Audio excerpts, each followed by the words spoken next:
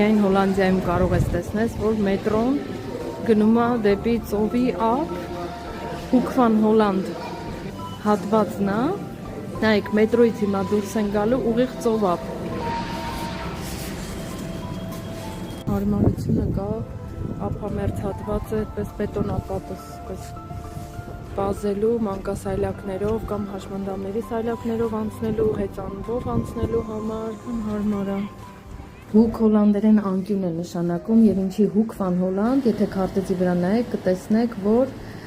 անկյունի վրա է ընկնում այս հատվածը հենց։ Hoek van Holland, Հոլանդի անկյունը։